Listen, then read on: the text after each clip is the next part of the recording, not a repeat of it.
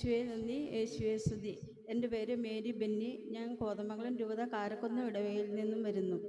ഞാൻ കഴിഞ്ഞ ഡിസംബർ 23-ാം തീയതിയാണ് ഇവിടെ വന്ന് പ്രാർത്ഥിക്കാൻ വന്നത്. എൻ്റെ കൊച്ചുമോന് വേണ്ടിയാണ് ഞങ്ങൾ വന്നത്. അവൻ 5 വയസ്സായി, നടക്കുകയും സംസാരിക്കുകയില്ല. നിങ്ങളറിയുമായിരിക്കും, ആദംന്ന് അച്ഛൻ എപ്പോഴും പ്രാർത്ഥിക്കുന്ന കുട്ടിയാണ്. ഞാൻ 3 നിയോഗങ്ങൾ അന്ന് വെച്ചിരുന്നു. ഒന്ന്, അതിലൊരു നിയോഗം എനിക്ക് സാധിച്ചു.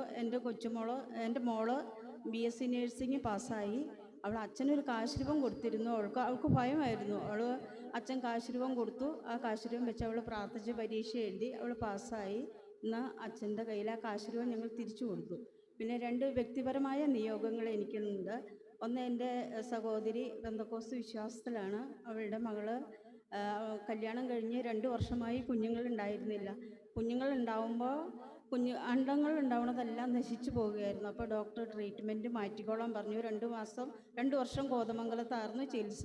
മാറ്റി. അവൾ എന്നോട് ഒത്തിരി വിഷമത്തോടുകൂടി പറഞ്ഞപ്പോൾ ഞാൻ അവളോട് പറഞ്ഞു, യേശുവിൻ്റെ അമ്മ നിനക്കൊരു കുഞ്ഞിനെ തരും, നീ പരിശുദ്ധ അമ്മയോട് പ്രാർത്ഥിച്ചാൽ നിനക്കത് കുഞ്ഞിന് കിട്ടുമെന്ന് പറഞ്ഞു.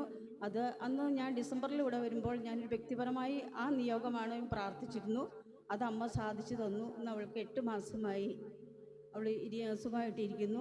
പിന്നെ എൻ്റെ രണ്ടാമത്തെ വ്യക്തിപരമായ നിയോഗം, ഞാനൊരു ഓട്ടോഇമ്മ്യൂൺ ഡിസീസിൽ കോട്ടയം മെഡിക്കൽ കോളേജിൽ 2 വർഷമായി ട്രീറ്റ്മെൻറ്റിലാണ്. എനിക്ക് കോസ്റ്റ്ലി ആയ ഒരു ഇഞ്ചക്ഷൻ എടുക്കണം. അതെടുക്കാനുള്ള സാമ്പത്തിക എനിക്കില്ലാത്തതിനാൽ ഞാൻ ഒത്തിരി മാതാവിനോട് പ്രാർത്ഥിച്ചു, എനിക്കത് പൈസ കൊടുക്കാതെ ആ ഇഞ്ചക്ഷൻ എടുക്കാൻ സാധിക്കണം. പല തടസ്സങ്ങളും ഉണ്ടായിരുന്നു എനിക്ക് ആ ഇഞ്ചക്ഷൻ എടുക്കാൻ വേണ്ടിയിട്ട്. പരിശുദ്ധ അമ്മ അതെല്ലാ തടസ്സങ്ങളും മാറ്റി എനിക്ക് 1 രൂപ പോലും കൊടുക്കാതെ കഴിഞ്ഞ മെയ് 20-ാം തീയതി ഞാൻ ആ ഇഞ്ചക്ഷൻ എടുത്തു. പരിശുദ്ധ അമ്മയ്ക്കും തിരുക്കുമാരനും ഒത്തിരി നന്ദി.